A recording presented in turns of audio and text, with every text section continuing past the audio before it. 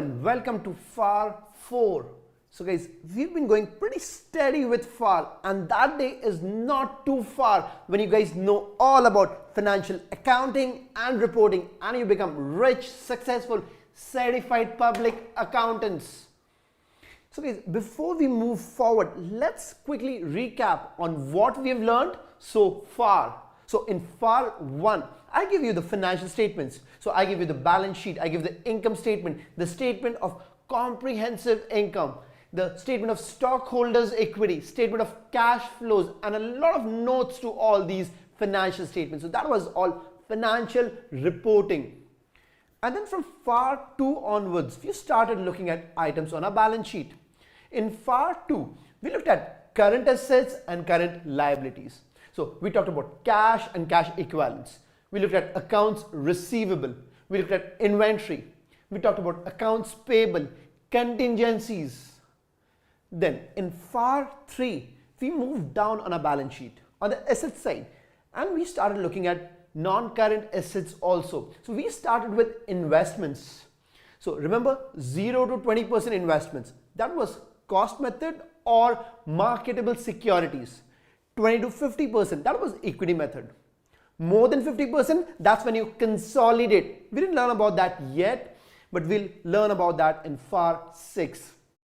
Now, then in FAR 3, we moved on and talked about PP&E, that was your property, plant and equipment. We looked at intangible assets. Remember patents, copyrights, trademarks, they had an indefinite life.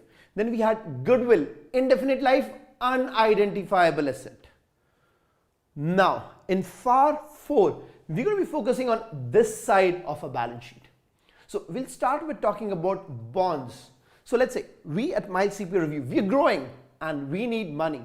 We've put in a lot of equity, but now we're thinking of borrowing in debt. So we issue out bonds.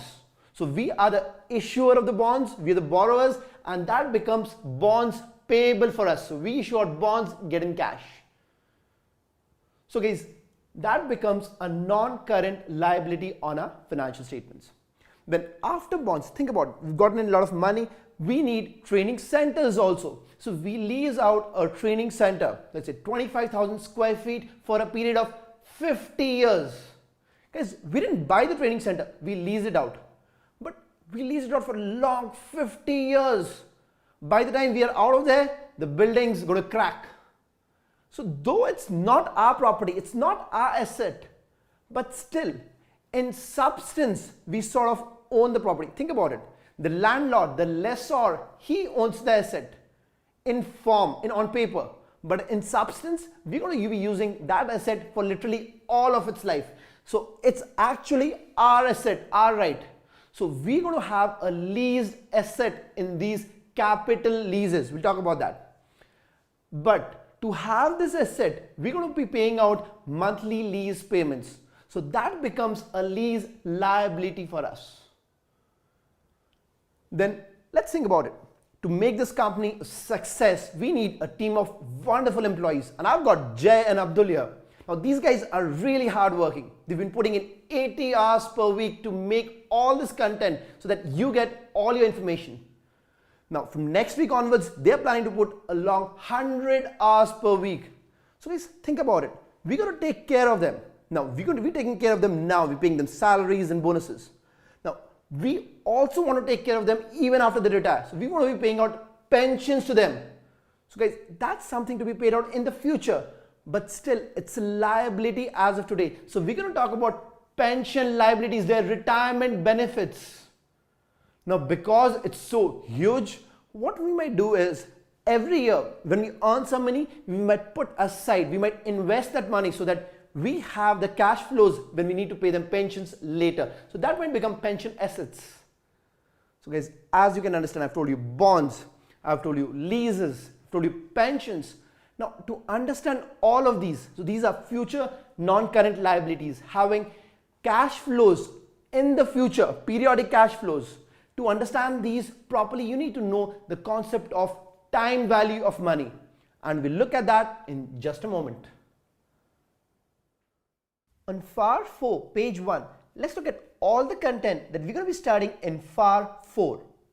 We're going to be starting with present value and annuities, and then we'll learn about applying the present value and annuities concept to bonds, to debt restructurings, to leases, and to pensions.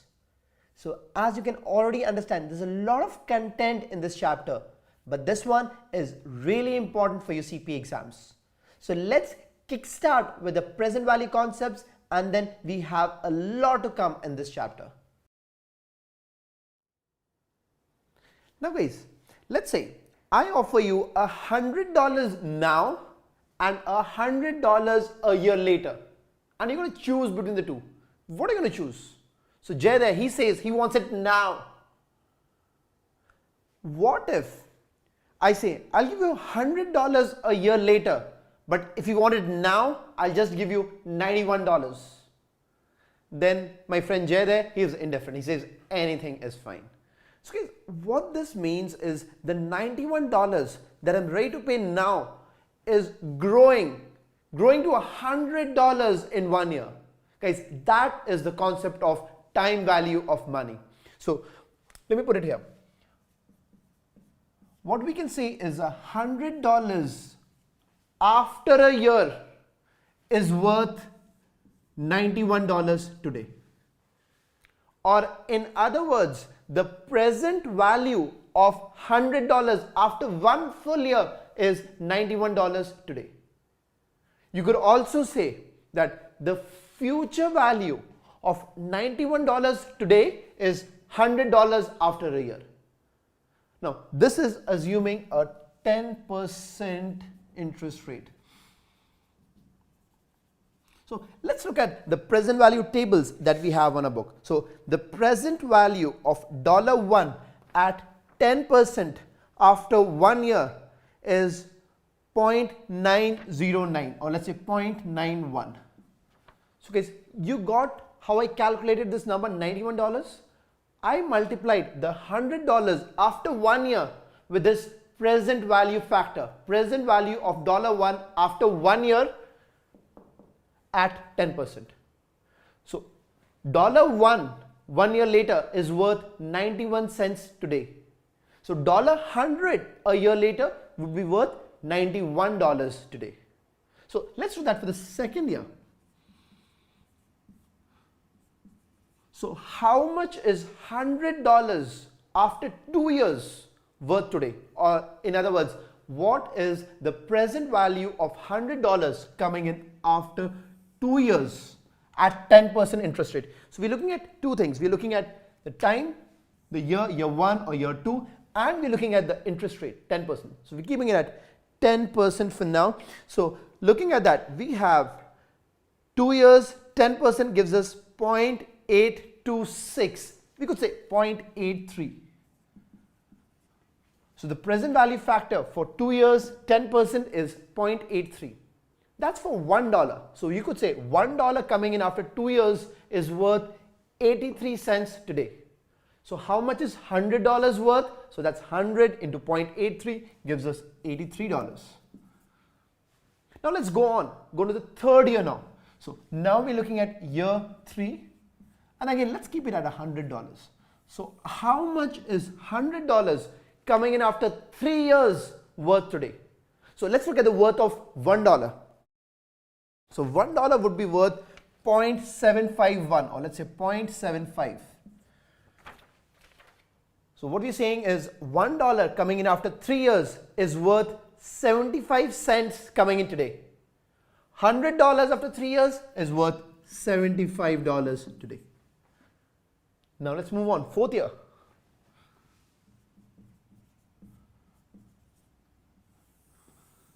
Again, $100 coming in after 4 years, long years.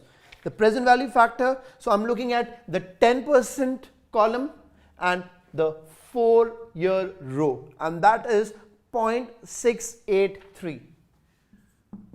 So 68 cents. So a dollar after 4 years, the present value of that dollar is 68 cents as of today. The present value of $100, that's going to be $68. Then if you look at year 5, another $100 coming in, and I want the present value number, which is 0.621, so 0.62, and that is worth $62 as of today. So guys, as you can see, what I've done is I've used the present value factors from the present value tables that you have on your book, and I have calculated the present value of money flowing in after a period of time. So present value of $100 flowing in after a year is worth $91 today. Present value of $100 flowing in after year 4 is worth $68 today. Looking at it the other way, the future value of $91 today is $100 after year 1. You could say the present value of $75 today is $100 after year 3. So guys, that is the concept of present value. We look at future cash flows, get it to present date. Future value, you look at current cash flows and you get them to future dates. Now, when I look at this cash flow, this is a periodic cash flow. Let's say $100 comes in after year 1 and it also comes in after year 2 and after year 3 and year 4 and year 5. We could call such cash flows annuities. So if I'm having such a consistent cash flows of $100 flowing in for the next 5 years, how much is that entire cash flow, that entire annuity worth today? So we've been doing that, right? So we did $91 for the first year, $100. $83 for the $100 that's coming in after year 2. $75 for the $100 that's coming in at year 3. $68 for year 4 and $62 for year 5. Now, if I sum all this, I'll get the worth of this entire cash flows as of today, the present value of all these cash flows. So let me sum it up. So 1 plus 3, 4, 4 plus 5, 9, 9, 17, 19, 9, 1 goes up, 10, 18, 25, 25, 31 and 37. So this gives me 379. So guys, if you don't remember all these calculations from school, you can use a calculator on your CPA exams, don't worry. Now, so what I'm saying is these cash flows over 5 years is worth $379 as of today. So now, instead of doing all these calculations, 0.91, 0.983, 0.75, 0.68, 0.62, so that was present value of $1 after each year. I could have instead used a present value of annuity table. It's the same cash flow coming in every year. So if I use the present value of annuity table, so if you look at that, the present value of an ordinary annuity. So this annuity is coming in for how many years? 5 years. So I'm looking at the 5-year row. What's the rate of interest? 10%. So 5-year row, 10% column, and I get this number 3.79. So guys, it would have been so simple. Instead of doing all these calculations, I would have simply done $100 into 3.79 would have given me $379. Simple, easy. So guys, what you could say is the present value of ordinary annuity of $1 for 5 years at 10% is 3.79. So let me write it. The present value of ordinary annuity. Now, we're calling it ordinary annuity because the amount is coming in at the end of each year. Ordinary annuity, that's also called annuity in arrears. So guys, as you can understand, the money in year 1, it's coming at the end of year 1, and that's why it's worth only $91 today. The money, $100 for year 2, it's coming at the end of year 2. So ordinary annuity. Annuity in arrears, it comes after the year ends. So the present value of ordinary annuity of $1 at 10% interest for 5 years is 3.79, and this is something I've picked up from this present value of ordinary annuity table. Now I've picked up this 3.79 and I simply multiply it by $100 because $100, that is the same number coming in every period. So I get 379. Makes it simple and easy. So that was an ordinary annuity, annuity in arrears. Now how about if this amount $100 is coming in at the beginning of each period. So let us say if this $100 instead of coming in at the end of year 1 comes in at the beginning of year 1, and let me use a blue pen for this. So if this comes in at the beginning of year 1, guys, what is the present value of $100 today? $100 today is worth $100. Simple, easy, a kid would say that. So the present value of $100 which is coming in at the beginning of year 1 is $100. So this is no longer 91, because in case of an ordinary annuity in arrears, we were looking at this $100 coming in after year 1, or rather when we did the present value 0.91, we looked at this $100 coming in after year 1. Now we're talking about a different annuity, annuity due or annuity in advance, where money is coming in at the beginning of the period. So if it is coming at the beginning of the period, this $100 is worth $100. Now when I look at the $100 coming in at the beginning of year 2, guys, just to distinguish, I'm using a blue pen.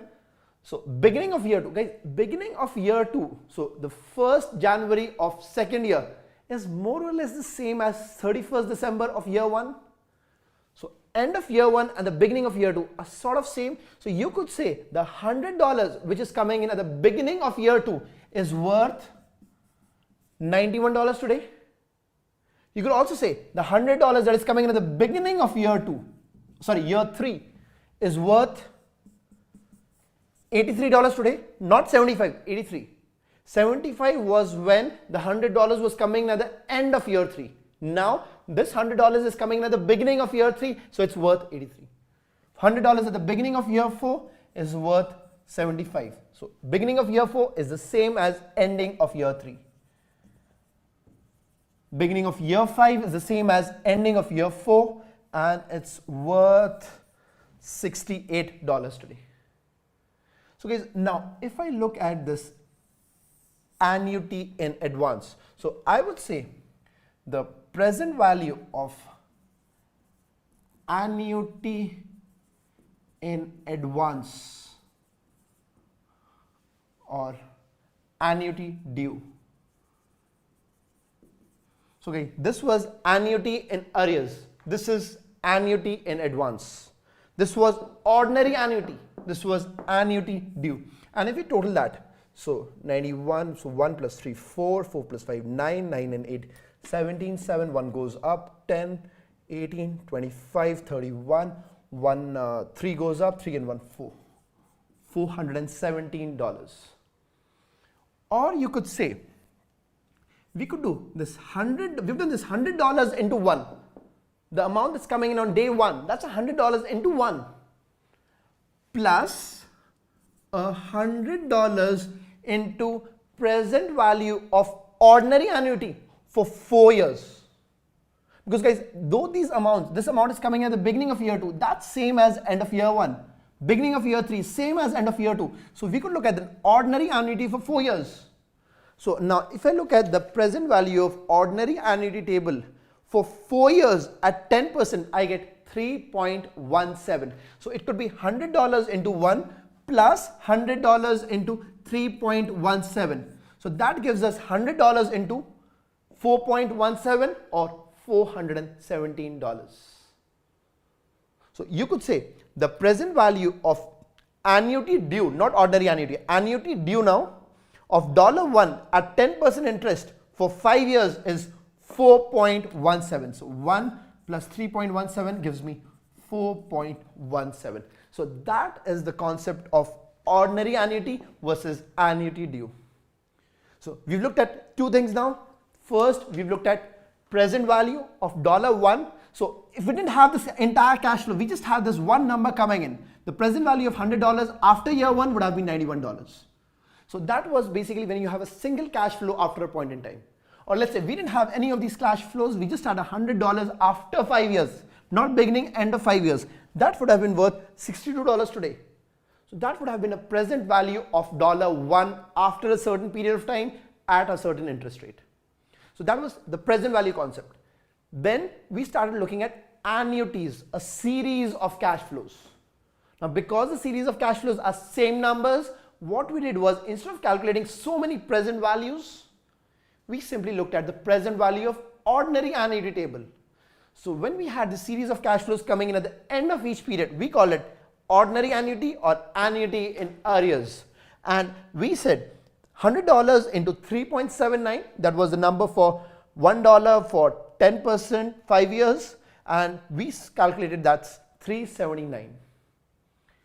If the annuity was for beginning of each period, so the money was flowing in the beginning of each period, then it was an annuity in advance or annuity due, and we said the $100 that's coming in at the beginning of year one, that's worth $100. But for the remaining cash flows, we will still use the present value of ordinary annuity table. So we used it instead of 5 years here, we used it for 4 years here, and we got 3.17. So 3.17 into 100 was $317 plus $100 gave us $417. That is present value of annuity in advance, annuity due, $100, 5 years, 10%. So guys, you're looking at number of years and you're looking at the interest rate. Let's get to the book and look at it again. This is the concept of time value of money, and as I told you, we're going to use this concept, very important. We're going to use this to understand bonds, to understand leases, and to understand pensions. On page 2, second bullet, let's look at annuities. Highlight ordinary annuity or annuity in arrears. Underline end of each period. Next one, highlight annuity due or annuity in advance, and underline beginning of each period. Then looking at the present value tables, put a box around present value of $1 and write use for single future cash flow.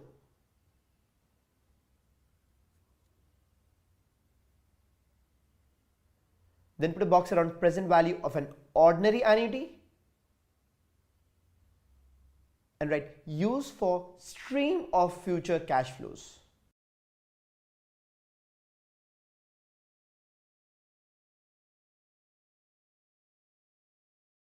On page 3, we got present value and future value tables. The focus is on the present value tables, where we have a present value of $1 table and present value of an ordinary annuity table. Now naturally, I don't want you to remember any of these numbers that are there on these tables. On your CPA exams, you're going to be having pieces out of these tables on your problems. So you need to be comfortable on picking up the right present value factor. So you should be aware that the columns, we are looking at the discount rate, the percentage. On the rows, we are looking at number of years.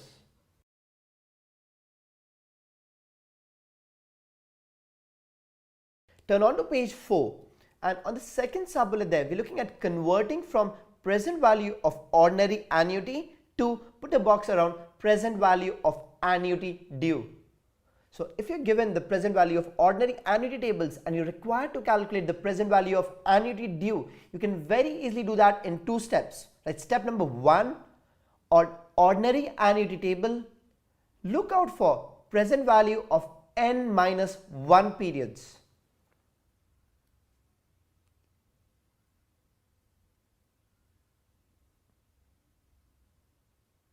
So let us say if it's present value of annuity due for 5 years, on the present value of ordinary annuity table, you're going to look at the row for 4 years and take out the present value factor for that. And step 2, to the above present value factor, add 1. This gives you the present value of annuity due.